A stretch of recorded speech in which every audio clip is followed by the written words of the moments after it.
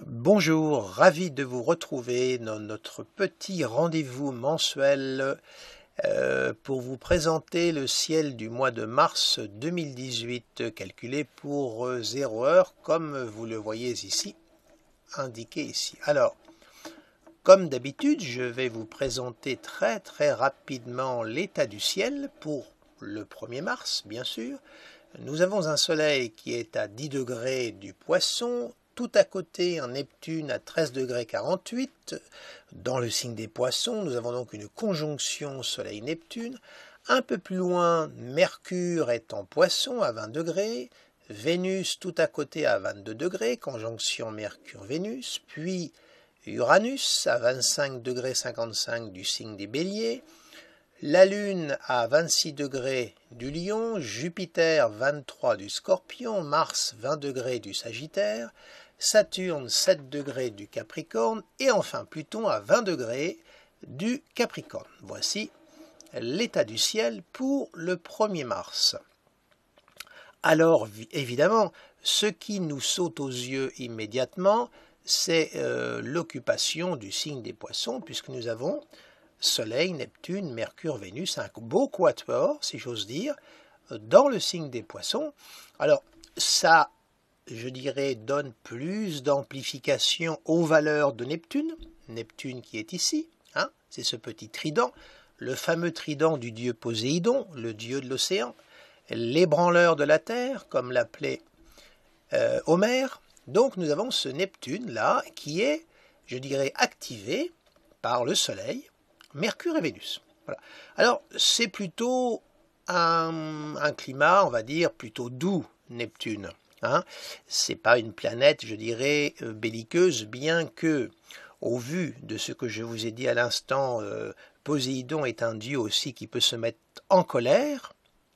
Et quand Poséidon se met en colère, attention, ça peut faire du dégât. Hein. Comme Homère l'appelait, l'ébranleur de la terre. Hein. Les tsunamis, on sait les catastrophes que cela peut engendrer.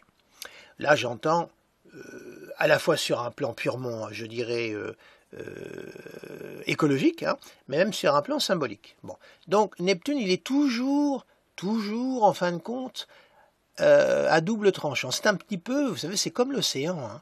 Des fois, marée haute, marée basse, et puis quand la mer se déchaîne, eh bien, c'est un élément terrible, la mer. Hein. L'eau étant par vraiment essence l'élément le plus puissant.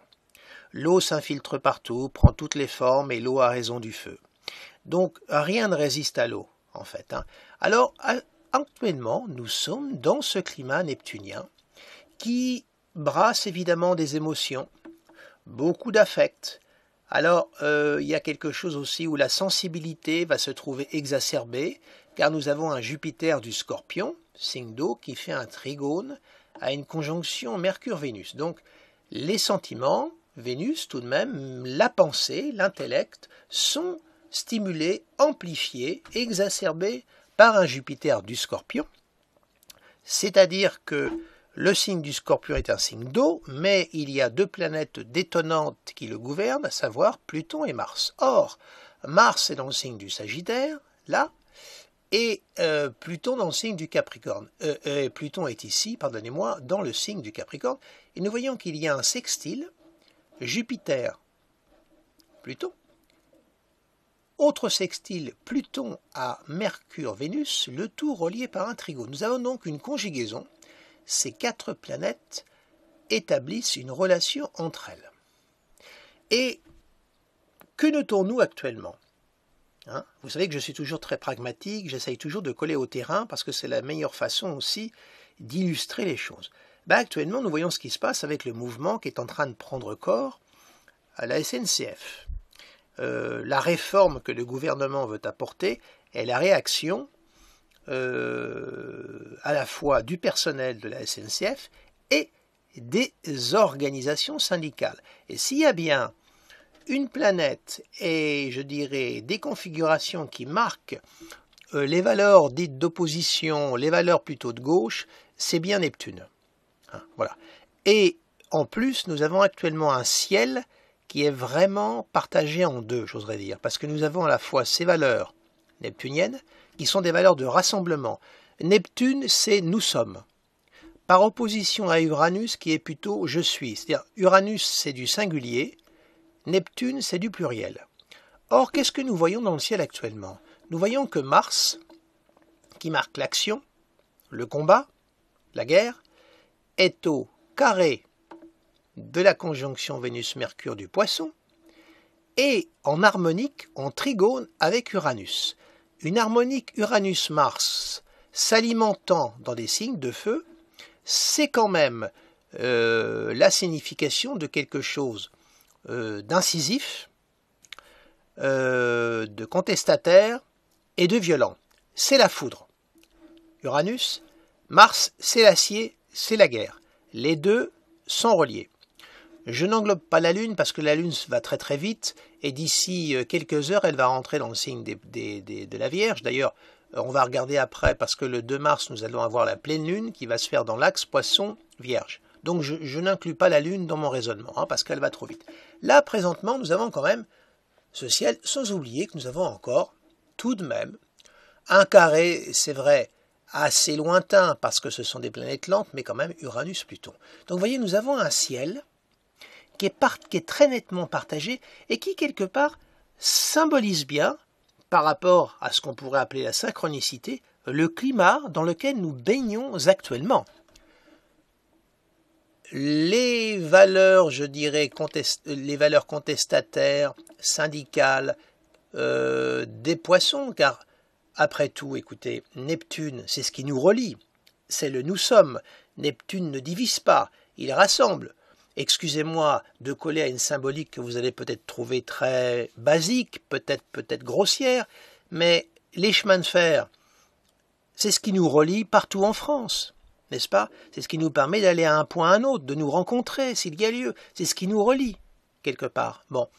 Et de l'autre côté, nous avons les valeurs beaucoup plus sèches, beaucoup plus individualistes, qui relèvent de l'économie, n'est-ce pas? Cette économie qui fait la loi, au trigone de Mars, donc c'est l'action, on impose, on réforme, donc on n'a pas peur, et puis de l'autre côté, vous voyez que Mars, lui, se met au carré de la conjonction Vénus-Mercure. Là, c'est plutôt un aspect de cassure, et un aspect plutôt je dirais, là, sur le plan, si vous voulez, émotionnel, il y a de la réactivité. C'est-à-dire qu'il y a aussi un climat dans lequel une blessure, une mortification également est plane. Il doit y avoir des gens qui doivent se sentir blessés actuellement par tout ce qui se passe et qui ne le supportent pas et qui sont prêts à en découdre s'il y a lieu. Voilà un petit peu une partie de l'interprétation de cette configuration, bien sûr, parce qu'il y en a d'autres. Alors, si on passe sur un plan maintenant beaucoup plus, comment dirais-je, personnel, ce bel amas-là, évidemment, favorise les signes d'eau, Scorpion, Cancer, mais également les signes de terre, du Capricorne et du Taureau. Là, il y a une opposition à la Vierge, aux avants Vierge. Bon, alors, sur un plan beaucoup plus personnel, cette belle conjugaison planétaire, bien ma foi, c'est l'annonce de choses très, très agréables. Également, il peut y avoir aussi peut-être la naissance actuellement, la concertation aussi peut-être de petits noyaux d'individus, des petits collectifs qui sont peut-être en train de se constituer en ce moment, de se réunir, Mercure-Neptune, autour de valeurs communes, Vénus, et développer d'autres valeurs, Jupiter, c'est-à-dire essayer de trouver d'autres règles, n'est-ce pas, Jupiter, pour essayer de construire une nouvelle société. Il y a peut-être actuellement, je dirais, une effervescence autour de tout cela.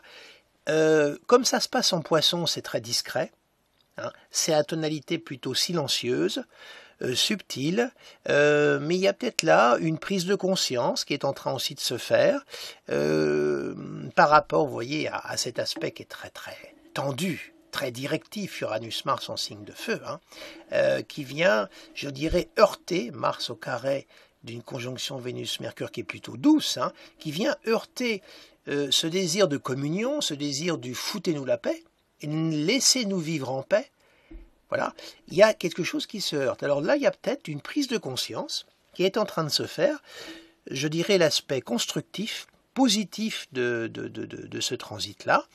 Il y a évidemment, ça véhicule des valeurs très très spirituelles, hein, ces valeurs Soleil, Neptune, Mercure, Vénus en Poisson, hein, des valeurs humanitaires, spirituelles. Donc sur un plan individuel, c'est peut-être le moment où certains natifs du signe des Poissons vont peut-être s'ouvrir, s'intéresser à des secteurs qui seront liés, je ne sais pas moi, au bien-être, aux médecines douces, au domaine ésotérique, à la vie spirituelle, je ne sais. Hein. Ça peut être aussi l'expression artistique avec Vénus en Poisson, hein, c'est-à-dire que se mettre à une pratique artistique, la musique, la peinture, bref.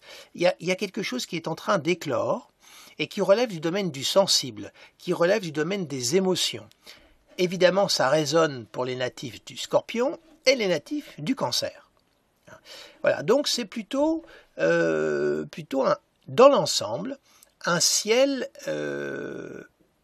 plutôt, je dirais, positif, dans un climat électrique et de tension. Surtout que Mars va continuer progressivement son avancée, puisqu'il va rentrer dans le signe du Capricorne le 17 mars, c'est-à-dire dans 2 semaines, Mars sera à 0 degré du Capricorne, c'est-à-dire que durant tout ce laps de temps, Mars va aller progressivement au trigone exact d'Uranus. Autrement dit, il y a quand même une montée en flèche de la tension. C'est le cas de le dire, Mars est une flèche. Il y a quand même aussi cette accentuation de la tension, puisque le tandem Vénus-Mercure, lui, va rentrer dans le signe du Bélier, il sera à 0 degré du Bélier, le 6 mars prochain, c'est-à-dire dans 5 jours. Vous voyez ? Bon, donc il y a une ambivalence dans le ciel actuel, et une ambivalence qui va être intéressant à suivre et à observer. Tenez, une autre configuration à observer aussi par rapport à ce que je viens de vous dire. Regardez bien, il faut toujours regarder attentivement les thèmes. Regardez là. Uranus, qui est à 25 degrés du Bélier, forme un semi-carré à Neptune. Le Soleil est un petit peu loin, mais il y a un semi-carré tout au moins, Uranus-Neptune, avec le Soleil qui est en conjonction avec Neptune, donc il s'associe à ce semi-carré. Eh bien là, nous avons, je dirais pas la clé, mais nous avons le point névralgique, Neptune-Uranus en semi-carré. C'est un aspect de tension. Neptune, c'est les valeurs collectives, universelles. Uranus, les valeurs individualistes. Et je dirais libéraliste. Là, nous avons les valeurs, on va dire, du socialisme dans une acception, je dirais, large du terme, et là, les valeurs plus du libéralisme. Il y a là un semi-carré. On voit qu'il y a actuellement 2 camps qui sont en train, je dirais, nettement de se dissocier l'un de l'autre. Hein. Voilà, je vais arrêter mon propos sur ce plan parce que je n'ai pas envie de réduire mon analyse à cette question. En plus, je le réduis à notre situation, je dirais, liée à la France, hein, parce que c'est l'état du ciel en général. Hein, mais on voit aussi la guerre qui a repris en Syrie, le trigone Uranus-Mars, hein, et le carré, quand même, Pluton-Uranus qui est encore là. Hein, c'est reparti là-bas encore dans des massacres insoutenables. Bon, je vais cesser le propos là parce que j'ai pas envie de rentrer dans une discussion politique, c'est pas l'objet de mon intervention. Alors maintenant, si vous le voulez bien, nous allons passer à l'observation de la pleine lune. La pleine lune qui va normalement se faire le 2 mars. Alors, on va jeter un petit coup d'œil. Vous voyez, oui, hop, la pleine lune, on va tout de suite l'afficher. Voilà, donc vous avez la lune en Vierge à 11 degrés 22, opposé au Soleil et puis aussi à Neptune. Voilà exactement la figure de la pleine lune. Comme vous le savez, une pleine lune, ça correspond à une opposition Soleil-Lune. Voilà, vous en avez le dessin sous les yeux. Alors, bon, que nous raconte cette pleine lune? Parce qu'en fin de compte, une carte du ciel nous raconte toujours une histoire. Alors, la lune est dans le signe de la Vierge pour cette pleine lune. La lune, c'est ce qui marque les valeurs de l'inconscient, hein, comme vous le savez tous, hein, parce que vous tous qui m'écoutez, je pense que vous avez tous des notions d'astrologie, mais je vais aussi quand même clarifier parce qu'il y a peut-être des personnes qui n'en ont pas beaucoup. La lune, bien sur un plan astronomique, c'est le satellite de la Terre, hein. C'est l'astre que nous voyons la nuit, donc c'est la lumière de la nuit, oserais-je dire. C'est donc notre part d'inconscient, notre part de rêve, notre part de féminité. Pour employer la terminologie liée au taoïsme, c'est l'énergie yin par opposition à l'énergie yang, symbolisée par le soleil, élément masculin. Voilà. Donc la lune, c'est notre part inconsciente, c'est aussi notre désir, nos rêves, nos aspirations. Ça symbolise aussi sur un plan plus large le peuple, le public, etc., etc. Elle est dans le signe de la Vierge, donc elle est sous la maîtrise de Mercure, lequel Mercure est actuellement dans le signe des Poissons. Et cette pleine lune se fait précisément dans l'axe Vierge-Poisson. Autrement dit, l'infiniment petit opposé à l'infiniment grand. Le microscope, le télescope. Alors, on a cet axe-là, Soleil-Neptune, opposé à la Lune. On est vraiment dans une configuration qui est totalement liée aux émotions, aux affects, aux valeurs de l'inconscient, du psychisme. Il y a dans cette pleine lune-là des valeurs qui sont vraiment peu en prise avec, je dirais, le réel. Bien que la lune soit dans le signe de la Vierge, qui est plutôt un signe rationnel, analytique, très sérieux, très scrupuleux, mais Mercure, qui a maîtrise, se trouve dans le signe des Poissons. Donc ce sont plutôt les valeurs irrationnelles, les valeurs plus liées au psychisme, à l'inconscient qui tendent à l'emporter dans cette pleine lune. Cette analyse-là est bien entendu purement personnelle. Je suis tout à fait ouvert à vos commentaires et à vos remarques. Mais voilà, c'est vraiment une configuration. En plus, nous voyons que la Lune, là, est au sesquicarré d'Uranus. Ça donne donc beaucoup de réactivité. Elle est quand même au trigone d'un Saturne Capricorne, hein. Il y a quand même ce trigone qui est là, qui tend tout de même à la soutenir. Mais il y a beaucoup de remous dans cette lunaison, surtout que la Lune va filer dans les heures qui vont suivre et ira à l'opposition du duo Mercure-Vénus. Donc autrement dit, c'est une pleine Lune. Comment vous résumez cela en quelques mots?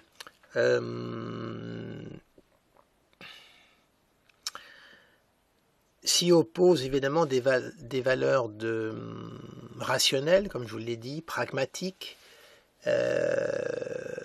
face à plutôt des valeurs tout le contraire, intuition et rationalité qui s'opposent. Excusez-moi, je me répète parce que j'essaye pendant que je vous parle, pour éviter d'installer trop de silence, j'essaye de vous l'interpréter.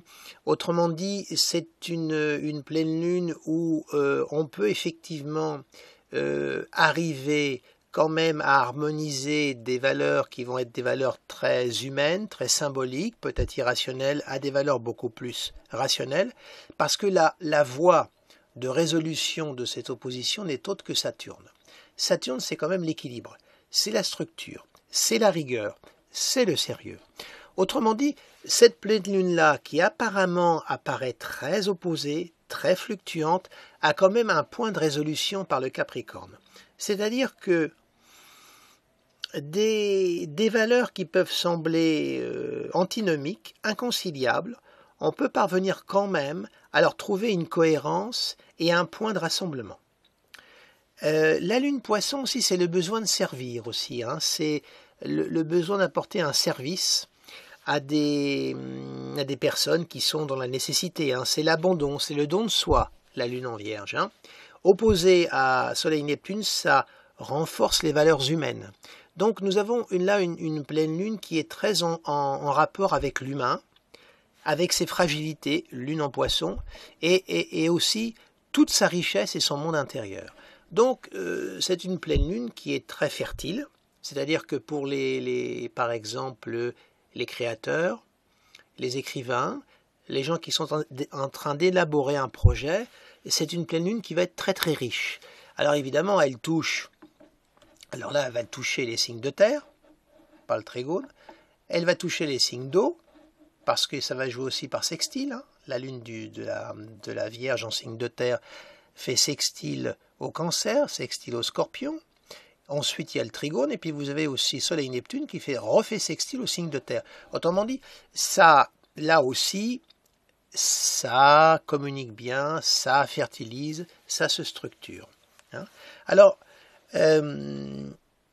évidemment, je ne peux pas m'empêcher de voir Soleil-Neptune opposé à la Lune, quelque chose qui tend à prendre de l'ampleur, à grossir, un mouvement. Ça peut être un mouvement de masse, Soleil-Neptune, tout au moins un mouvement de masse, oui. Ça ne veut pas dire que ce mouvement de masse va forcément s'incarner, parce que les valeurs de Neptune sont tout sauf des forces d'incarnation. Alors que la Vierge, c'est plutôt de l'incarnation, c'est du concret, et il y a quand même le Saturne Capricorne, attention, qui vient endiguer tout cela. Il endigue Neptune, et il vient compléter, supporter la Lune. Bon, mais c'est comme s'il y avait un mouvement quand même dans tout ça, parce que la Lune et Neptune, ce sont les eaux. Hein, n'oublions pas que la Lune, c'est les marais, hein, et la Lune, c'est l'océan. Donc il y a quand même ces valeurs-là aussi, n'oublions pas les éléments en astrologie, c'est très important, qui sont mêlés l'un à l'autre. Là, il y a une ampleur, je sens quelque chose qui tend à grossir et à prendre de l'ampleur. Alors, nous allons maintenant, de la pleine lune, passer à la nouvelle lune, si vous le voulez bien. Justement, c'est au moment où il va y avoir la rencontre du soleil et de la lune. Donc la nouvelle lune, la prochaine nouvelle lune, vous voyez, va se faire justement le 17 mars, soit à peu près, bah oui, c'est logique, hein, 13 jours à peu près, enfin 15 jours, pardonnez-moi, après la pleine lune, puisque ce sont les cycles de lunaison. Et là, nous voyons bien qu'il y a une conjonction Soleil-Lune qui se fait dans le signe des Poissons, donc sous la dominante de Neptune. Et cette nouvelle lune-là est au trigone de Jupiter, c'est-à-dire qu'elle est amplifiée, exacerbée par cette nouvelle lune. Au même moment, nous voyons que Mars, lui, s'apprête à rentrer dans le signe du Capricorne et en dernier degré du Sagittaire, toujours dans le trigone d'Uranus. Donc, il y a là quand même... Alors, excusez-moi, je reviens à la situation sociale qu'il y a actuellement en France. Le 17 mars, je crois que ça marque une date, à mon avis, je ne sais plus très bien. Oui, je crois que les organisations syndicales se sont engagées pour ne pas déclencher de grève jusqu'au 15 mars. Et au-delà du 15 mars, par contre, les choses pourraient changer en fonction de ce qui ressortira de la rencontre avec le gouvernement. Alors là, cette conjonction Soleil-Lune au trigone de Jupiter et ce Mars-là au trigone d'Uranus, c'est deux forces complètement opposées qui sont en place. Donc ça peut marquer quand même au départ, bien écoutez, un désaccord de part et d'autre, c'est-à-dire que chacun reste campé sur sa position, et d'un côté le mouvement s'amplifie du côté des opposants, et du côté, je dirais, des réformistes, c'est-à-dire le gouvernement, ça s'installe dans sa position, ça reste campé sur sa position. C'est-à-dire que chacun resterait campé dans son camp, pardonnez-moi. Vous voyez quand même que le semi-carré Uranus-Neptune est toujours en place, voyez. Donc, on est là actuellement quand même dans une période, je dirais, plutôt mouvementée, à mon avis. Hein. Il y a un ciel là, il y a indéniablement deux camps qui se détachent. Indéniablement, c'est ce que je vois se dessiner. Hein. Personnellement, bon, maintenant, c'est demain qui va valider mes propos, mais même Saturne, là, est au semi-carré de Jupiter, et Saturne se place quand même aussi... il vient donc barrer cette possibilité-là. Hein. Ouais. Bon, écoutez, nous verrons bien. Et puis sans oublier que le duo Vénus-Mercure est sous la maîtrise de Mars. Donc là, le Mercure, il devient frondeur. D'un état de conciliation auparavant, puisqu'il était en Poisson, il passe à un état, je dirais, beaucoup plus insurrectionnel, incisif et combatif. Alors maintenant, on va revenir sur le plan individuel. Vous me pardonnerez d'avoir fait cette petite digression de nouveau, mais je pense que ça a son importance, puisque c'est le ciel en général. Alors maintenant, sur un plan plus personnel, cette conjonction Soleil-Neptune, dernier décan, alors évidemment les natifs du dernier décan des Poissons sont particulièrement concernés, comme les natifs dernier décan des Scorpions et des Cancers. Voilà. Donc là, Soleil-Neptune, écoutez, ça a des périodes où je pourrais vous dire que si vous faites des rêves, notez-les, parce que là c'est le monde du psychisme, c'est le monde à plein du symbole. Donc notez vos rêves. Ça peut être une période où vous allez être particulièrement à fleur de peau. Votre intuition va être particulièrement exacerbée. Jupiter fait un trigone. Et puis n'oublions pas que Mars est au carré. Regardez. Mars là est au carré de la conjonction Soleil-Lune. On va dire un carré pratiquement exact parce qu'il y a 3 degrés d'orbe, même pas d'ailleurs. Donc ça vient, c'est très très réactif, ça vient un petit peu titiller les valeurs de la Lune et du Soleil. Alors je reviens tout à l'heure sur le plan collectif, il y a un Mars carré Soleil-Lune en plus, donc c'est pas fait non plus pour calmer l'ambiance. Mais sur un plan personnel, il y a un climat sur le plan psychique très réactif, très riche, très réceptif.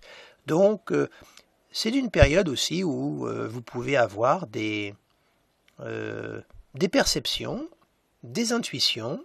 Pour ceux qui hésitent, par exemple, à se lancer dans des études liées au symbolisme, je ne sais pas moi, à l'astrologie, au tarot, ça peut être un moment où vous allez vous décider à le faire. C'est lié aussi aux valeurs du bien-être, les valeurs de l'écologie, tout sauf le monde matériel, tout sauf le monde pragmatique, n'est-ce pas? On est dans le domaine de l'intemporel, dans le domaine du subtil, du symbole. Voilà, donc c'est plutôt, alors évidemment ça joue aussi par sextile pour les taureaux, dernier décan, et puis les capricornes aussi, dernier des temps, ça vient nourrir. Alors évidemment, si vous avez des planètes fin vierge, alors là, si par exemple vous avez un soleil, une lune, un mercure, là, fin vierge, voire Vénus, c'est une période durant laquelle il faut quand même éviter de prendre une décision. Le jour d'avant, c'est-à-dire le 16, et puis même le 18, évitez durant cette période-là de prendre des décisions, évitez parce que ça pourrait, il pourrait y avoir un beau voile d'illusion et vous pourriez, je dirais, commettre des erreurs. Surtout qu'il y a Mars qui va faire carré. Donc également, ça peut être un moment aussi, il peut y avoir des petites blessures d'amour-propre. Le Soleil avec Mars, avec la Lune, valable pour les natifs vierges ou les personnes qui ont des planètes toutes fins du signe de la Vierge. Donc ça peut être aussi des moments où on est un petit peu plus réactif, un petit peu plus à fleur de peau, donc susceptible. Alors écoutez, prenez du recul, vous êtes prévenus, laissez passer, c'est l'affaire de quelques jours. Voilà ce que je pouvais vous dire sur cette nouvelle lune qui est tout de même, pour moi, je la trouve plutôt belle, même si elle est dans un cadre sur le plan collectif un petit peu plus critique, mais je la trouve très, très riche sur un plan intérieur, sur l'élaboration aussi. Oui, c'est une nouvelle lune qui est très très belle pour la création. Alors entendez le mot création dans son acception très large, bien sûr. Nous allons sortir de la lune et nous pencher à présent sur Mercure, car Mercure va entamer sa phase dite de rétrogradation à compter du 24 mars. Nous allons donc nous rendre au 24 mars. Là, nous sommes le 17 mars ici, donc on va faire une semaine. Voilà, nous sommes le 24 mars, vous voyez? Voilà, donc, voilà, vous voyez, Mercure, c'est ce petit symbole-là, que vous voyez en bleu, vous voyez, 16 degrés 46 dans le signe du Bélier, et le petit R que vous voyez là indique que cette planète est dans sa phase dite de rétrogradation. Alors, une petite note symbolique, Mercure, dans la mythologie, c'est le dieu Hermès. Vous en avez entendu parler, le dieu des négociateurs, des marchands, c'est le petit dieu aux pieds ailés, le dieu des voleurs, des menteurs, des bonimenteurs, bref. C'est le coursier, le messager des dieux, c'est l'agent de liaison, j'oserais dire, c'est par lui que se crée le lien. Et comme l'astrologie repose sur le ressort analogique, ne l'oublions jamais, c'est la langue d'or de l'astrologie, c'est ainsi qu'André Breton l'avait nommé. En astrologie, donc, Mercure va signer notre intellect, notre façon de penser, de nous exprimer, voilà. C'est le cogito, c'est je pense, voilà. Le soleil, je suis, Mercure, je pense, je communique. C'est aussi la mobilité. Mercure à domicile dans le signe du Gémeaux et dans le signe de la Vierge. Ce sont ces deux signes de prédilection. Bon, il rétrograde. Donc, Mercure revient sur ses pas. Alors, je tiens à vous préciser une chose. Sur le plan astronomique, les planètes ne rétrogradent jamais. N'allez surtout pas dire, un jour en conversation, à une soirée, ah bah voilà, il y a aujourd'hui Mercure qui rétrograde dans le ciel, parce que si vous avez quelqu'un qui s'y connaît un petit peu en astronomie, il va vous dire, où est-ce que tu as entendu dire une chose pareille, les planètes ne rétrogradent pas. Et vous allez lui dire, ah bah c'est un astrologue qui l'a dit. Et l'autre va vous dire, ah encore un astrologue, ce sont des petits rigolos, ils disent n'importe quoi, les planètes ne rétrogradent pas. Et c'est vrai que les planètes ne rétrogradent pas. Mais, vu de la Terre, on a l'illusion, l'impression que cette planète rétrograde. C'est une question de vitesse, de pas de déplacement. Alors, pour vous faire comprendre la chose, je vais employer un exemple très simple. Vous avez deux trains qui roulent côte à côte. Et ils roulent à la même vitesse. Et puis au bout d'un moment, il y en a un qui va accélérer progressivement et l'autre, lui, qui va garder la même vitesse. Et le train qui garde la même vitesse peut avoir deux perceptions. Il peut avoir l'impression que c'est lui qui recule, alors que l'autre train, lui, continue à avancer à la même vitesse. Voilà, je pense que je vous ai fait comprendre. Vous avez tous connu ça quand vous avez pris le train. Lequel des deux recule ou lequel des deux avance. C'est l'impression qu'on a donc vue de la Terre quand on observe les mouvements de Mercure. Bon. Alors vous me direz, oui, mais c'est une illusion. Oui, mais l'astrologie repose sur la perception que nous avons des choses et sur la symbolique. Là, nous avons donc une planète qui, vue de la Terre, nous donne l'impression de reculer. Autrement dit, symboliquement, Hermès, le dieu des voyageurs, des commerçants, des intellectuels, revient sur ses pas. Autrement dit, c'est comme s'il avait oublié quelque chose, qu'il avait quelque chose à revoir. Donc Mercure rétrograde, c'est le revoir, réviser, refonder, restructurer, refaire. Voilà. Donc c'est plutôt une phase dite d'intériorisation plutôt qu'une phase d'extériorisation. On a besoin de refaire le point, revoir les choses dans leur fondement. Donc ce n'est pas un moment durant lequel il faut prendre des décisions et aller de l'avant, parce qu'on peut très bien commettre des erreurs. Sauter une marche qu'il nous faudra nécessairement emprunter quoi qu'il en soit. Donc ce n'est pas la période durant laquelle il faut signer des engagements. Parce que quelquefois, ça ne tient pas.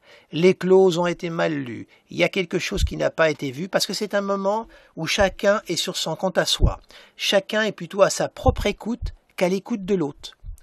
Mercure revient en lui-même. C'est un retour à soi. D'accord ? Donc c'est un très bon Mercure pour approfondir, récapituler, faire le point, analyser. Là, il est dans le signe du Bélier, donc en signe de feu. Excusez-moi. Voilà, il est à 16 degrés, d'ici. Bon, en dissonance, évidemment, carré large à Pluton, quand même, il y a 5 degrés, il est un petit peu large, cela étant dit, et en plus il rétrograde.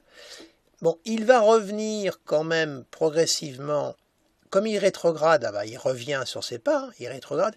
Alors ça, ça touche évidemment en priorité les natifs du signe du Bélier et notamment les natifs du deuxième décan, hein, puisqu'il est à 16 degrés. Ça touche les natifs de la Balance, parce qu'il va se faire par opposition, les natifs du Capricorne, puisqu'il va être au carré, et les natifs du Cancer au carré. Donc c'est une période durant laquelle évitez de prendre des engagements. C'est le conseil que je vous donne. Mercure redeviendra direct le 16 avril. Voilà. Il sera... Bon, alors il y a une période où Mercure va faire sa conjonction dite supérieure au Soleil. Donc là, c'est une période évidemment où là, il est éclairé. Donc c'est une période évidemment où je dirais que les choses sont un petit peu plus claires. Mais durant sa phase de rétrogradation, c'est-à-dire le démarrage de sa phase dite de rétrogradation, ne faites rien. Enfin, quand je dis ne faites rien, pardonnez-moi. Si, justement, c'est le moment où il faut cogiter, mais ne prenez pas d'engagement, pardonnez-moi. Alors aussi, c'est une période durant laquelle on peut être un petit peu plus étourdi. Parce que comme on est plus en réflexion, en intériorisation, on ne fait pas trop attention à ce qui se passe autour de nous. Donc c'est une période où on tend à avoir des petits accidents de parcours, ou alors on peut y avoir des pertes, des oublis, etc., etc. Donc soyez particulièrement attentifs durant cette période. Hein, parce que on a un petit peu, c'est pas qu'on a la tête en l'air, mais comment dirais-je, oui, on n'est pas soucieux de ce qui nous entoure. Donc on est moins attentif au réel. On est moins attentif à l'autre. C'est une période donc durant laquelle il peut y avoir des quiproquos aussi. Hein. Donc, tranquille, pas de précipitation et tout se passera bien. C'est pas catastrophique une rétrogradation de Mercure, vous savez, mais il faut la jouer, la vivre, je dirais, en adéquation avec sa signification symbolique. Et si vous faites ça, eh bien écoutez, il n'y a aucune raison que cette comment dirais-je, rétrogradation soit critique. Hein. Donc voilà ce que je pouvais vous dire sur cette petite rétrogradation de Mercure. Sachez que Mercure rétrograde 3 fois par an. Donc voilà pour Monsieur Hermès, Monsieur Mercure. Hein. Or, il est vrai que Mercure est dans le signe du Bélier, hein, il est donc sous la maîtrise de Mars, donc c'est plutôt un Mercure là dynamique, hein, plein de faconde, très, comment dirais-je, un Mercure qui va de l'avant, un Mercure qui flamboie, c'est un Mercure évidemment très impulsif, hein, il est dans la primarité, c'est un Mercure qui a du mal à prendre un peu de recul, voilà, ce qui fait que quelquefois, on dit toujours que les natifs enfin tout au moins les Mercure Bélier, Soleil Bélier sont des gens qui foncent et qui ont tendance à réfléchir après coup. Hein. C'est pas tout à fait faux, c'est un petit peu caricatural, mais c'est vrai. C'est un signe extrêmement réactif. Voilà, c'est pensée-réaction simultanément. Voilà. Voilà ce que je pouvais vous dire sur ce Mercure. Observation, tenez, Mars que vous voyez ici, là, cette petite flèche rouge, bien Mars est donc, vous voyez, à 3,54 degrés du Capricorne. Il a fait son entrée, en fin de compte, dans le Capricorne le 17 mars. Hein, si on revient une semaine en arrière, pour que vous puissiez le visualiser, c'est toujours intéressant. Vous voyez, 9,55 degrés, vous voyez, ça y est. Il suffirait que je joue dans les heures et minutes pour vous le mettre à 0 degré pile, mais je ne vais pas vous faire vous imposer ce type de tricotage astrologique. Voilà, il est rentré le 17 mars. Donc il va rejoindre progressivement Saturne, pardonnez-moi, il va rejoindre Saturne. C'est quand même une conjonction très importante parce que Saturne est dans son signe et il ne reviendra au 8,40 degrés exact que dans 29 ans et demi. Et puis Mars, il est considéré être dans son signe d'exaltation. Vous voyez, donc c'est pas de mal à veille que nous allons retrouver cette conjonction-là dans le ciel. Et ça va être une conjonction très puissante. Alors je vous en parlerai au mois d'avril, mais là elle est en train tout de même de se préparer. La conjonction, là il y a 5 degrés, bon, elle n'est pas encore faite, mais elle est appliquante, c'est-à-dire que Mars se dirige vers Saturne, ça va quand même être une conjonction qui va compter. Je vous en parlerai au mois d'avril, je n'ai pas envie de vous en mettre trop dans la tête, mais vous voyez quand même que là, pour le 24 mars, Mars est quand même au carré du Soleil, vous voyez, à Mars, 3 degrés carré Soleil. Du Bélier au Capricorne, ce sont des signes cardinaux, des signes qui marquent un élan, une action, on se propulse. Donc nous sommes indéniablement là dans une période, un climat qui est quand même tendu, c'est cassant, c'est pas de tout repos. Vous voyez là pour le 24 mars actuel, par exemple, vous voyez vous avez une lune là qui est pile à l'opposition de Mars au carré du Soleil, et en étant lune croissante là actuellement, vous voyez. Donc vous voyez il y a un climat de grande tension, vraiment c'est tendu, il y a je dirais un canevas céleste qui est tendu. Alors pour conclure sur une note plus douce, Vénus va faire son entrée dans le signe du Taureau le 31 mars, c'est-à-dire pile à la fin du mois de mars, et comme mon thème était de vous parler du mois de mars, on va aller au 31 mars. On va donc avancer d'une semaine, voilà, 31 mars. Et nous voyons que Neptune est ici, à 0 degré 26, mais bon, du Taureau. Donc Vénus rentre dans le signe du Taureau. Alors, Vénus en Taureau, écoutez, Vénus rentre dans son signe, puisque Vénus a maîtrise sur le signe du Taureau. La Vénus, le Taureau est le signe qui marque le cœur du printemps. La nature a repris son essor lorsque le Soleil est rentré dans le signe du Bélier. Le Soleil est rentré dans le signe du Bélier le 20 mars, cette année, à 16h23 pour être précis. Le 20 mars, le Soleil fera son entrée dans le signe du Bélier, donc le printemps, ça y est, la nature reprend son essor. Et Vénus, elle, va rentrer dans le signe du Taureau, donc elle va être dans son signe. Alors c'est la Vénus du plaisir, de la nature, de la jouissance, c'est la Vénus charnelle, c'est de l'épanouissement. Voilà, donc pour les natifs du Taureau, ils vont recevoir leur maîtresse, leur Aphrodite, donc c'est plutôt des temps positifs. Ça sera valable pour les natifs de la Vierge, les natifs du Capricorne également. Par sextile pour les natifs des signes d'eau, également, Poisson, Cancer.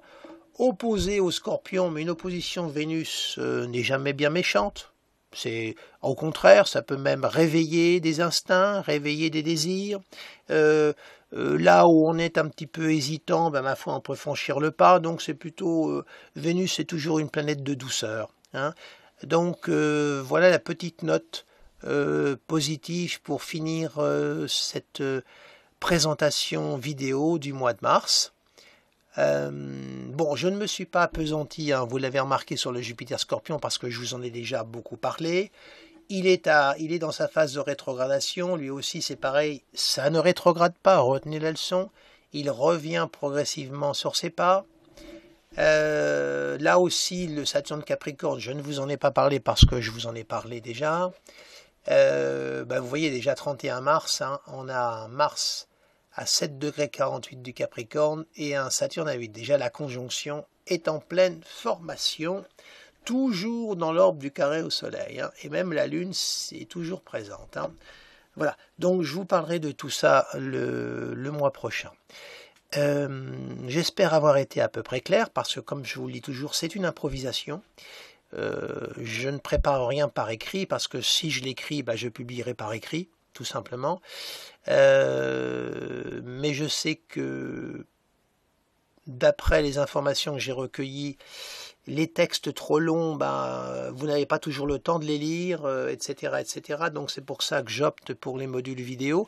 Je reviendrai à l'écriture, parce que j'ai besoin d'écrire, j'aime beaucoup ça. Ça permet quand même d'articuler un peu mieux sa pensée, mais là je suis en libre improvisation, c'est comme si nous étions ensemble, autour d'une table, avec le thème astrologique sur la table, et je me lance avec vous pour cette interprétation. Alors vous me pardonnerez quelquefois si je bute sur le langage, ou quelques petites approximations, mais je ne crois pas qu'il y en ait beaucoup. Eh bien écoutez, je vous remercie de votre attention et puis surtout de votre fidélité. Je reste toujours attentif à vos commentaires et je vous dis à très bientôt. Au revoir.